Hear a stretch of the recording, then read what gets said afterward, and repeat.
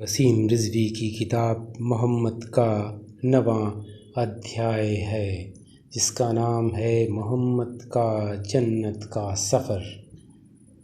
जन्नत के सफ़र को मेराज भी कहते हैं।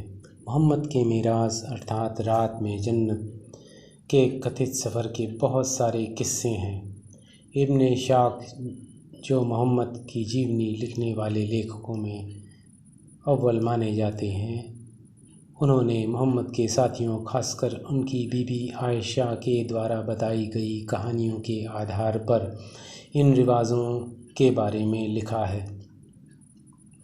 इब्न इशाक के मुताबिक मोहम्मद ने कहा, जब मैं अपने घर में सोया हुआ था, जिब्रील आए और उन्होंने अपने पैरों से ठोकर मार कर मुझे हिलाया, तो मैं उठकर बैठा और आसपास जब कोई नहीं दिखा तो मैं फिर से सो गया। वह यानी जिब्रील फिर से आए और दोबारा मुझे पैरों से ठोकर मार कर जगाया।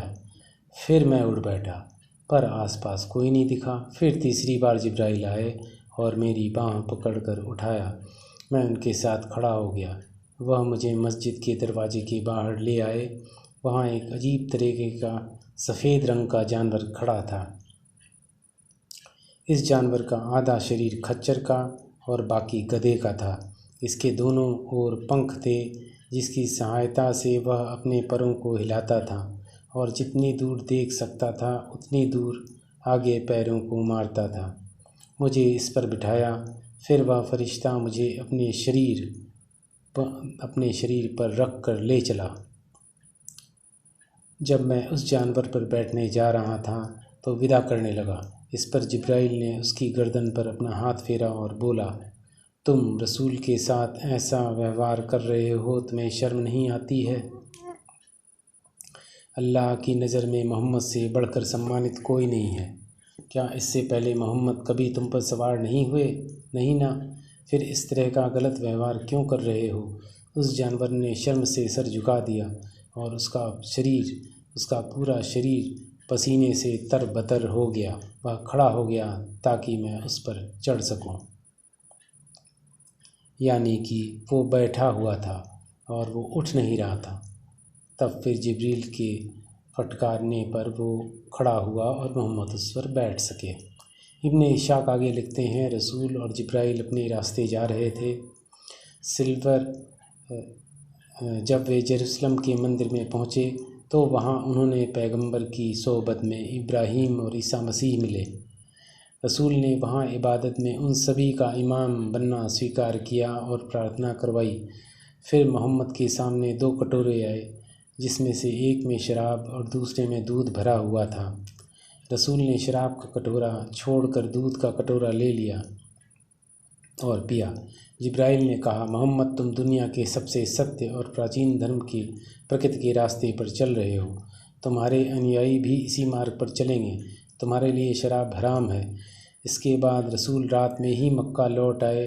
वहाँ कुरैशियों को रात की पूरी घटना बताई।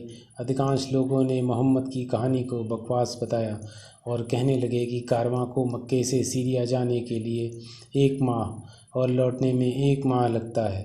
मोहम्मद एक रात में यह यात्रा कैसे कर लेंगे? इब्न साद कहता है, यह कहानी सुनने के बाद जो लोग मोहम्मद के साथ आए थे और इस्लाम कबूल कर लिया था, उनमें से बहुत से लोग धर्मद्रोही हो गए और इस्लाम छोड़ दिया। कहा जाता है, जब मोहम्मद ने इस्लाम छोड़ने वालों को जवाब देते हुए कुरान की आयतें दी, हमने यह सच सिर्फ तुम लोगों को बताया था कि तुम्हारे ईमान को परख सकें।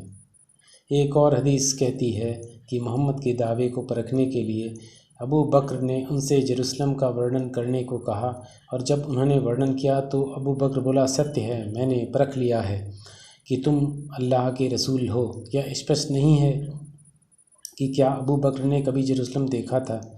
अरबों के लिए जेरूसलम कभी महत्वपूर्ण शहर नहीं रहा। हालांकि यह भी आश्चर्यजनक है कि अबू बकर ने जेरूसलम के उस मंदिर का कभी उल्लेख नहीं किया। इसमें एक और संस्करण है जिसे संभवतः सबसे अधिक विश्वसनीय माना जाता है, क्योंकि कुरान में भी इसका उल्लेख है। इस संस्करण में मोहम्मद रसूल कहते हैं, जेरूसलम में मैंने जैसे ही अपना काम पूरा किया, एक सीढ़ी मेरे ऊपर लाई गई। ऐसी सुंदर सीढ़ी मैंने पहले कभी नहीं देखी थी। यह वह सीढ़ी थी जो इंसान को तब दिखती है जब मौत उसके पास आती है। मेरा साथी मुझे लेकर इस पर चढ़ा। हम इस पर ऊपर चढ़ते हुए जन्नत के प्रथम द्वार तक पहुंच गए। इस द्वार को पहला द्वार कहा जाता है। फरिश्ते जिब्राइल ने इस द्वार के पहरेदार इस्माइल को पुकारा। इस्माइल के अधीन 12,000 फरिश्ते थे और इन फरिश्तों में से प्रत्येक के पास और 12,000 छोटे फरिश्ते थे। जब जिब्राइल ने मुझे दरवाजे के भीतर प्रवेश कराया तो इस्माइल ने मेरे बारे में पूछा कि मैं कौन हूँ। तब उसे बताया गया कि मैं मोहम्मद हूँ। तो उसने पूछा कि क्या मुझे कोई मिशन दिया गया है या किसी विशेष उद्देश्य के लिए भेजा गया है। तब उसे इत्मीनान हो गया तो मुझे उसने सलाम किया। जब मैं निकला जन्नत में प्रवेश कर रहा था तो मौजूद फरिश्तों ने मुस्कुराते हुए मेरा स्वागत किया, पर एक फरिश्ता ऐसा था जिसने ना तो मुझसे कुछ कहा और ना ही मुझे देखकर उसके चेहरे पर खुशी और मुस्कुराहट आई। मैंने जिब्राइल से इसका कारण पूछा तो उसने बताया कि वह आज तक किसी को देखकर नहीं मुस्कुराया है। यदि वह आज मुस्कुराया तो तुम पहले इंसान होगे जिसके लिए वह मुस्कुराएगा। वह मुस्कुराता नहीं है क्योंकि वह दोजख का मालिक है। मैंने जिब्राइल से कहा कि वह अल्लाह के वास्ते इस मुकाम पर है जिसके बारे में उन्होंने तुमसे बताया है। यह फरिश्ता सभी फरिश्तों का सरदार अमानतदार है और इसके हुक्म की तामील सभी करते हैं और सबको उस पर भरोसा है। इसका जिक्र कुरान की सूरा 81 की वर्ष नंबर 21 में है। और मैंने जिब्रील से कहा, क्या इस फरिश्ते को हुक्म देकर मुझे दोजख नहीं दिखाओगे? जवाब मिला, ज़रूर ए मालिक, मोहम्मद को दोजख दिखाओ। इसके बाद इस फरिश्ते ने पर्दा हटा दिया। वहाँ हवा में आग की लपटें उठ रही थीं। मुझे लगा कि वह लगते सब कुछ राख कर देंगे। मैंने जिब्राइल से कहा कि वह फरिश्ते को इन सब चीज़ों को अपने स्थान पर वापस भेजने को कहे, जो मालिक ने कर दिया। मैं उन लपटों के वापस लौटने की तुलना उस समय से करता हूँ जो धीरे धीरे लुप्त हो रही है, जिसके बाद लपटें उसी ओर लौट गईं जिधर से आई थी। मालिक ने उस पर पर्दा डाल दिया।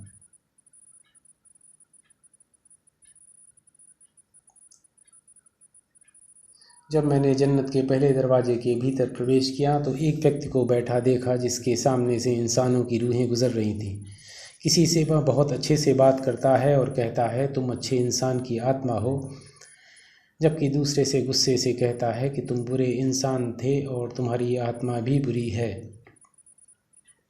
मेरे सवाल के जवाब में जिब्राइल ने बताया कि वह व्यक्ति हम सबका पिता आदम था और वहाँ अपने वंशजों की रूह को अच्छाई और बुराई के तराजू पर तौल रहा था।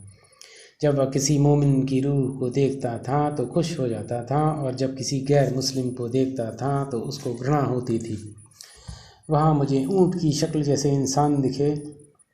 उनके हाथों में आग की तरह जलते हुए पत्थर थे और वह इन पत्थरों को अपने मुंह में डाल रहे थे और यह पत्थर उनके पीछे से निकल रहे थे। मुझे बताया गया कि यह वह लोग हैं जिन्होंने अनाथों का धन हड़पा था। फिर मुझे फ़िरौन यानी मिस्र के राजा के परिवार के लोगों के रास्ते पर आदमी दिखे। उन आदमियों की तोंदें इतनी भयानक थी, ऐसी भारी तोंद वाले इंसान मैंने कभी नहीं देखे थे। यह आदमी उनके ऊपर चढ़कर जा रहे थे। जब इन राज परिवार के लोगों को दोजख में डाला गया तो वहाँ प्यास से पागल ऊँट राज परिवार के लोगों को रोंदते हुए भाग रहे थे। जब इन राज परिवार के लोगों को दोजख की आग में डाला गया तो वहाँ प्यास से पागल ऊँट राज परिवार के लोगों को रोंदते हुए भाग रहे थे। यह लोग वहाँ से हिलजुल भी नहीं पा रहे थे। राज परिवार के लोगों को दोजख में इसलिए डाला गया था क्योंकि वह सूदखोर थे। वह सूद लेते थे, यानी सूद वो चीज़ होती है कि किसी को पैसा दे करके उस पर ज़्यादा पैसे वापस लेना। तब मैंने औरतों को देखा जिन्हें उनके स्तन से लटकाया गया था। यह वह औरतें थीं जिन्होंने शौहर के होते हुए किसी दूसरे से यौन संबंध बनाकर दोगले बच्चों को जन्म दिया था। इसके बाद मुझे जन्नत के दूसरे दरवाजे पर लाया गया। वहाँ पर दो मेरे भाई मरियम के बेटे ईसा और जकारिया के बेटे यहया मिले। जब मुझे जन्नत के तीसरे दरवाजे पर लाया गया तो वहाँ एक आदमी मिला जिसका पूरा चेहरा पूर्ण रूप से चाँद की तरफ था। वह मेरा भाई और याकूब का बेटा यूसुफ था। जन्नत के चौथे दरवाजे पर इद्रीस नाम का व्यक्ति मिला। ये कुरान की सूरा 19 की आयत 58 में वर्णित है। और अल्लाह ने उन्हें इद्रीस को ऊंची जगह पर बुलंद पहुंचा दिया है। जन्नत के 5वें द्वार पर सफ़ेद व लंबी दाढ़ी वाला एक व्यक्ति मिला। मैंने अपनी ज़िंदगी में इतने खूबसूरत मर्द नहीं देखे थे। इस व्यक्ति का अपने लोगों के बीच बहुत प्यार सम्मान था। वह इमरान का छोटा भाई हारून था।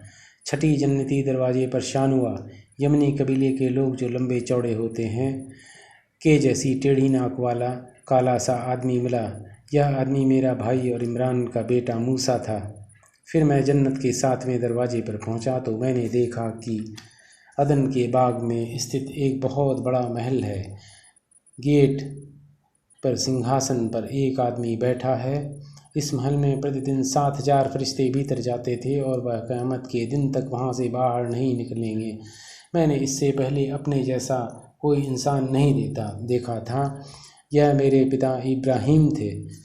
वह मुझे महल के भीतर ले गए। महल के भीतर मैंने एक कुंवारी युवती को देखा जिसके होंठ सुर्ख लाल थे। मैंने उनसे पूछा कि वह कौन है। मैंने उसकी तरफ देखा तो एक परम आनंद का एहसास हुआ। उसने बताया कि वह जैद बिन्त हारिस की पत्नी बनने वाली है। रसूल ने जैद को वापस आकर यह अच्छी खबर सुनाई। मोहम्मद कहते हैं कि जब मैं अल्लाह से मिलकर जन्नत से वापस आते समय मैं मूसा के पास से गुजरा। मुसलमानों ने कहा कि मूसा तो तुम्हारा बहुत अच्छा दोस्त निकला। मूसा ने मुझसे पूछा कि दिन में कितनी बार इबादत का हुक्म मिला है। मैंने बताया कि 50। तो उसने कहा इबादत भारी काम है, तुम्हारे लोग कमज़ोर हैं, ऐसा नहीं कर पाएंगे। अल्लाह के पास जाओ और उनसे निवेदन करो कि तुम्हारे समुदाय के लिए नमाज की संख्या कम कर दें। मैंने ऐसा ही किया और अल्लाह ने 10 कम कर दिए। मैं फिर मूसा के पास से गुजरा तो उसने वही सवाल किया। उसने फिर मुझसे कहा कि अल्लाह के पास जाओ और इबादतों की संख्या कम करने की गुजारिश करो। मैंने फिर ऐसा ही किया जब तक कि अल्लाह ने दिन में नमाज की संख्या 5 तक नहीं कर दी।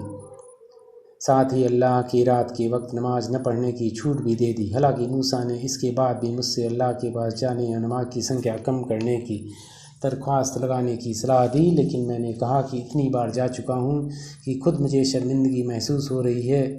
अब अल्लाह के पास और कम करने नहीं जाऊँगा। अल्लाह ने कहा है कि तुम में से जो दिन में 5 बार नमाज पढ़ेगा उसे 5 बार नमाज पढ़ने का फल मिलेगा। कुछ मुसलमान कहते हैं कि यह घटना भौतिक जगत में नहीं हुई थी बल्कि यह आध्यात्मिक अनुभव था। हालांकि मुसलमानों के इस दावे की धज्जियां तब उड़ जाती हैं जब मोहम्मद दावा करता है कि उसने जन्नत की सैर पर जाते समय रास्ते में अनु के कारवां को देखा था। उनके घड़ों में से पानी पी लिया था और कारवां का एक ऊँट बिदक कर भागने लगा था। मोहम्मद को यह अनुभव भौतिक संसार में हुआ था। इसका सबसे बड़ा सबूत कुरान में मिलता है। कुरान कहता है कि मोहम्मद का जन्नत गमन इसलिए हुआ था कि मोमिनों के ईमान को परखा जा सके। जब तक किसी बेतुकी बात पर अंधविश्वास का तमगा चिपका रहता है तो लोग उसमें भरोसा करते हैं, लेकिन जब यह अनुभव किसी संसार में होने का दावा किया जाए तो लोगों के मन में शक होने लगता है। यह स्पष्ट है कि मोहम्मद अपने अनुयायियों को अंधविश्वास की तरफ ले जाते थे। जो बातें हो ही नहीं सकती, मोहम्मद का अपनी बातों को सच बताकर उस वक्त के जाहिल मुसलमानों में अपना रुतबा बड़ा करते थे। और जहन्नुम और जन्नत की व्याख्या मोहम्मद ने यह झूठा किस्सा सच बताकर अपने अनुयायियों को अपने अधीन रहने के लिए उत्साहित किया था।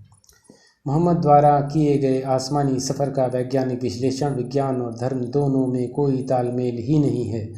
जहाँ विज्ञान तर्क, शोध और परीक्षण पर आधारित होता है, वहीं धर्म आस्था और विश्वास पर टिका होता है। इसलिए धर्म और विज्ञान से दूर दूर तक कोई संबंध नहीं है। सच तो ये है कि आज धर्म पर पूरी तरह विज्ञान की धर्म पूरी तरह विज्ञान की बैसाखी पर चल रहा है। दिन रात धर्म, अध्यात्म या ईश्वर के चमत्कारों की बकवास करने वाले धर्मगुरु आज विज्ञान की बदौलत ही धर्म का प्रचार करते हैं और फिर धर्म को विज्ञान से श्रेष्ठ भी बताते हैं। दुनिया भर में बन रहे मंदिर, मस्जिद, चर्च के स्ट्रक्चर पर गौर कीजिए, पूरा विज्ञान नजर आएगा, जहाँ धर्म का कोई रोल नहीं। आर्किटेक्चर से लेकर ईंट, सीमेंट, छड़, लेंटर, प्लास्टर और रंग सब विज्ञान ही तो हैं। इन धार्मिक इमारतों में बिजली, पानी, एसी, पंखे, लाइट भी विज्ञान की देन ही है। लेकिन दोगलापन देखिए कि इन्हीं धर्म स्थलों से मिले धार्मिक ज्ञान से विज्ञान की धज्जियाँ उड़ाई जाती हैं। ये लोग इन धर्म स्थलों की चार दीवारी के अंदर बैठकर कितना बेधर्म की मिथकी कहानियों का गुणगान करें, किसने रोका है। लेकिन दुख तब होता है जब यही लोग धर्म की कपोल कल्पनाओं को साइंटिफिक साबित करने की नाकाम कोशिश करना शुरू कर देते हैं। ऐसे ही मौलाना साहब, जो शायद जाकिर नायक के शिष्य हैं, आजकल यूट्यूब पर इस्लामिक मान्यताओं का साइंटिफिक एक्सप्लेनेशन करने की जद्दोजहद में लगे हुए हैं। अभी हाल ही में मैंने उनका एक वीडियो देखा जिसमें वो मिराज की घटना का वैज्ञानिक विश्लेषण कर रहे हैं। उनके इस वीडियो का पोस्टमार्टम करने से पहले थोड़ा मैं बता दूं कि मिराज की कहानी क्या है। बुखारी शरीफ और मुस्लिम शरीफों की हदीसों के अनुसार मोहम्मद ने एक दिन अपने लोगों को इकट्ठा किया और उन्हें बताया कि कल रात ईश्वर ने मुझे बहुत ही सम्मान प्रदान किया। मैं सो रहा था कि ईश्वर के एक दूत आए और उनके साथ उनका एक खच्चर भी था, जिस पर बैठकर हम दोनों बैतुल मुक़द्दस पहुँच गए। बैतुल मुक़द्दस वही जगह है। बैतुल मुक़द्दस का मतलब है कि पवित्र घर। बैत का मतलब घर होता है और मुक़द्दस का मतलब पवित्र होता है। बैतुल मुक़द्दस वही जगह है जिस पर अधिकार के लिए यहूदी, ईसाई और मुसलमान तीनों दशकों से लड़े जा रहे हैं। अरब से यहाँ तक पहुँचने के लिए उस समय ऊँट से जाने में 2-3 महीने लग जाते थे, जहाँ मोहम्मद क्षण भर में पहुँच गए थे। इसके बाद दूत उन्हें लेकर तीसरे पवित्र स्थान पर पहुँचा, जहाँ उन्होंने 2 बार नमाज अदा की। दूत उनके सामने 2 प्याले लेकर आया, एक दूध से भरा था और दूसरा शराब से लबरेज था। मोहम्मद ने दूध वाला प्याला स्वीकार कर लिया तो दूत ने कहा कि आपने दूध वाला प्याला स्वीकार करके अपने सदाचार धर्मोचार का परिचय दिया है, आप सच्चाई के रास्ते पर हैं। इसके बाद आसमान का सफ़र आरंभ होता है। जब दोनों पहले आसमान पर पहुँचे तो दूत ने वहाँ तैनात चौकीदार से दरवाज़ा खोलने को कहा। उसने पूछा, तुम्हारे साथ कौन है और क्या ये बुलाए गए हैं? दूत ने कहा, हाँ, बुलाए गए हैं। यह सुनकर पहले आसमान के उस चौकीदार ने दरवाज़ा खोलते हुए कहा, ऐसी हस्ती का आना मुबारक हो। जब दोनों अंदर दाखिल हुए तो उनकी मुलाकात दुनिया के पहले मनुष्य आदम से हुई। इसके बाद दूसरे आसमान पर पहुँचे और पहले की ही तरह यहाँ भी चौकीदार को परिचय देने के बाद अंदर दाखिल हुए, जहाँ 2 पुराने ज़माने के मैसेंजरों यानी पैगंबरों से परिचय हुआ। इनको सलाम करने के बाद इसी तरह तीसरे, चौथे, 5वें और 6ठे आसमान पर आए और अंत में 7वें आसमान पर पहुँच गए, जहाँ उनकी मुलाकात सर्वशक्तिमान अल्लाह से हुई। अल्लाह ने उन्हें कई तोहफे भी दिए, जैसे रोज़ा और नमाज। इस यात्रा में मोहम्मद को स्वर्ग और नर्क लाइव टेलीकास्ट दिखाया गया। स्वर्ग में उन्होंने देखा कि कुछ लोग यहाँ जन्नत का मज़ा लूट रहे हैं और दोज़ख में उन्होंने देखा कि यहाँ कुछ लोग अपने कुकर्मों की भयंकर सज़ा भोग रहे हैं। इसके बाद वे अपने घर वापस लौटे। इस तरह यह स्वर्ग यात्रा समाप्त होती है। इसी घटना को मिराज कहा जाता है। सुबह जब उन्होंने अपनी इस स्वर्ग यात्रा का विवरण लोगों को बताया तो उनके अनुयायियों ने उनकी इस कहानी के एक एक शब्द को सच मान लिया। परंतु उस समय भी कुछ तर्कशील लोग मौजूद थे, या कुछ लोग ऐसे थे जिनकी तर्कशीलता अभी बाकी थी, जिन्हें ये बात बिल्कुल हजम नहीं हुई। उन्होंने इस बात को ये कहकर खारिज कर दिया कि तू तो बस हमारे ही जैसा एक आदमी है, हम तो तुझे झूठ लोगों में से ही पाते हैं। ये कुरान की अश्शूरा आयत 186 में आता है। जब हम इस यात्रा विवरण की कहानी को तर्क की कसौटी पर कसते हैं तो कई प्रश्न खड़े हो जाते हैं। जैसा कि हदीसों में कहा गया है कि सुबह उन्होंने लोगों को ये बातें बताई, इसके अलावा इस बात का और कोई प्रमाण नहीं है। हदीसों में तो और भी कई सारी कपोल कल्पित बातें भरी पड़ी हैं जिन्हें सच मानना सत्य का गला घोटने को बराबर है। मिराज की इस घटना में मोहम्मद के अलावा किसी ने न तो उस दूत को देखा न ही उस खच्चर को देखा, बस मान गए। इस विवरण से तो यही पता चलता है कि इस घटना से पहले इनके अंदर ईमान नहीं था, तभी तो ईश्वर का दूत उन्हें पवित्र स्थान ले जाकर उनका सीना फाड़ के ईमान घुसेड़ देता है। अगर उनके अंदर ईमान था तो फिर दूत को ऐसा करने की क्या आवश्यकता पड़ी? और क्या इस बात का कोई आधार है कि ईमान सीने में होता है? धर्म या ईमान, अच्छाई या बुराई तो इंसान के मस्तिष्क की देन है। ये इस बात पर निर्भर करता है कि व्यक्ति को बचपन में कैसे संस्कार मिले या उसका विकास किस प्रकार से हुआ है। इस तरह ईमान दिमाग के अंदर होता है, न कि सीने में। परंतु क्या सर्वज्ञान संपन्न परमात्मा को इतना भी ज्ञान नहीं था जिसे वह अपने दूत को सिखाते कि बेटा, ईमान सीने में नहीं दिमाग में होता है, जाओ और उनका दिमाग खोल के उसको साफ करना, सीने को नहीं, क्योंकि वहाँ दिल होता है जो दिमाग को खून पहुँचाने का काम करता है। इसके बाद हम चलते हैं दूध पीने वाली घटना पर। जब देवदूत उनको दूध और शराब से भरा गिलास देते हैं तो साहब जी दूध को स्वीकार करते हैं और शराब से इनकार करते हैं।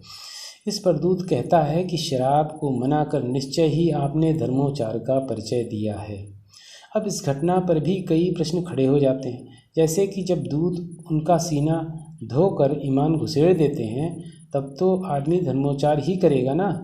ये पूरी कहानी इतनी हास्यास्पद है कि इसे तो उसी दौर में नकार दिया गया था, लेकिन अफसोस की बात है कि आज के इस दौर में भी मुसलमान इस तरह की अवैज्ञानिक कहानियों पर यकीन करते हैं।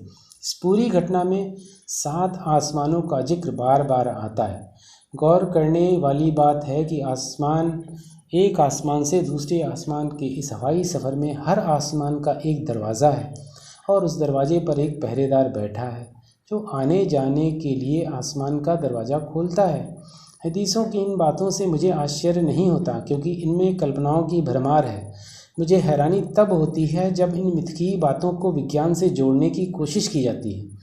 जो लोग ऐसा करते हैं उन्हें विज्ञान की सतही जानकारी भी नहीं होती। मान लीजिए कि वो खच्चर प्रकाश की गति से दौड़ता था, तब भी उसे हमारी गैलेक्सी को पार करने में ही 1 लाख साल लग जाते, क्योंकि मिल्की वे के एक छोर से दूसरे छोर तक जाने में ही 2 लाख लाइट ईयर की दूरी तय करनी पड़ती।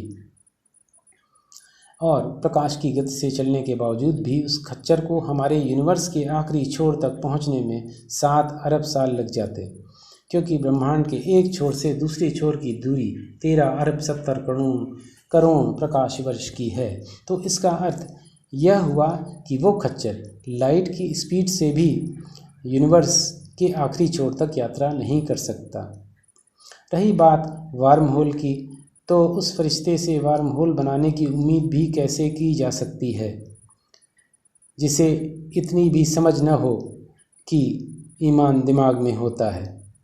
दिल तो केवल शरीर में ब्लड को पंप करने के लिए होता है। शायद वार्म होल से ब्लैक होल से मुराद है। और इससे भी हैरानी की बात तो यह है कि जाकिर नायक जैसे नकली डॉक्टर और उनके कुछ चेले आजकल धर्म की अवैज्ञानिक कहानियों का वैज्ञानिक विश्लेषण भी करने लगे हैं।